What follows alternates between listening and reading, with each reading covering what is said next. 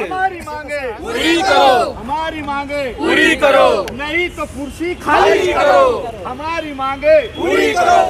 परमपूज्य डॉक्टर बाबासाहेब आंबेडकरांच्या जय असो, जय असो। परमपूज्य बाबासाहेब आंबेडकरांच्या जय असो, जय असो। गाडगे बाबा की जय।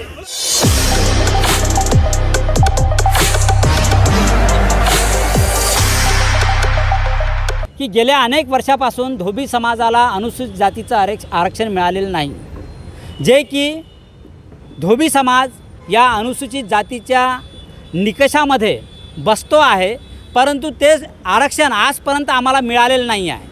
अनेक आंदोलने या ठिकाणी या महाराष्ट्रामध्ये केलेले आहे, परंतु या झोपलेल्या सरकारची अजून झोप उघडलेली नाही आहे।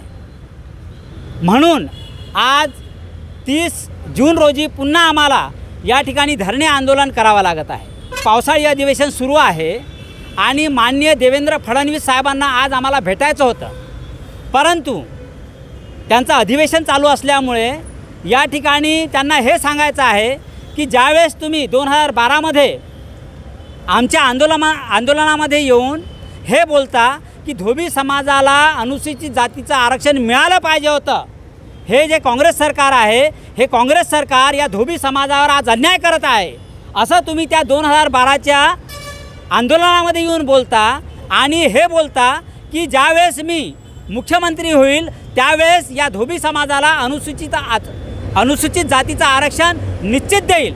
तर आम्हाला फडणवीस सरकारांना हे विचारायचं आहे का तुम्ही आपल्या सत्तेच्या गर्तेमध्ये गुंग झाले आहात का? तुम्हाला त्याची गरमी आहे किंवा तुमच्या डोक्यात गेलेलं आहे काय? तुम्ही आम्हाला जे आश्वासन दिलं होतं ते आश्वासन तुम्ही आजपर्यंत पूर्ण केलं नाही।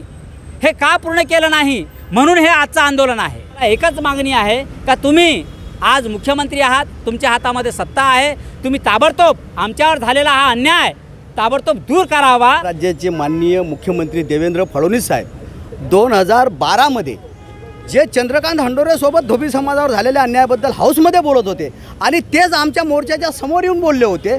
ते भाषणाचा व्हिडिओ माझ्याकडे आजही आहे। त्यांनी तिथे स्पष्ट म्हटलं होतं की राज्य शासनाकडे डॉक्टर भांडे कमिटीचा रिपोर्ट असताना यांनी बार्टीचा अहवाल का मागितला? हा मागणे चुकीचा आहे। याचं कारण असं आहे की राज्यातल्या धोबी समाजाला न्याय द्यायचा नाही हे स्पष्ट होते आहे। हे बोलणारे देवेंद्र फडणवीस आज मुख्यमंत्री आहेत। आमचं म्हणणं एवढंच आहे की 2019मध्ये तुम्ही जसा राज्य शासनाचा अहवाल केंद्राला पाठवला भांडे समितीचा, मग केंद्राने तुम्हाला जेव्हा पत्र पाठवलं राज्य शासनाला की बार्टीचा अहवाल पाठवा आणि RGIचा अहवाल पाठवा, माझं म्हणणं असं आहे की भांडे कमिटीच्या तिन्ही फाइंडिंगनुसार बार्टीच्या अहवालाची गरज नाही हे स्वतः फडणवीस साहेब म्हणत होते आणि RGIची अहवालाची गरज नाही। आणि हे गरज नसताना केवळ केंद्र सरकार यांना पत्र पाठवते, राज्य सरकार त्यांना पत्र पाठवते आणि अधिकाऱ्यांच्या केवळ बदमाशीमुळे आमची 6 वर्ष गेलीत। या शासनानं आमची 70 वर्ष गमावलीत।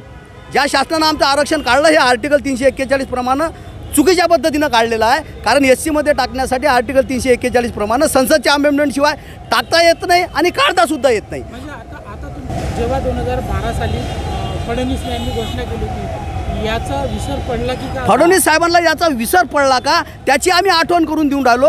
याच्या पहिले मी या 3 महिन्यात CM साहेबांना 2 वेळा भेटलो आणि आठवणही करून दिली की साहेब तुम्ही ज्या बोलले 2012मध्ये त्या पद्धतीने तुम्ही आता दुरुस्ती करावी। नुसतं काँग्रेसला कोसण्यात काही अर्थ नाही, आता तुम्ही सत्तेत आहे आणि तुम्ही स्वतः हे बोललेलं आहे की तुम्ही याच्यावर अन्याय केलेला आहे। मग आज आमचा अन्याय भांडे समितीच्या रिपोर्टमध्ये सिद्ध झाला। तुम्ही आम्हाला आता तात्काळ न्याय द्यायला पाहिजे ही आमची मागणी आहे।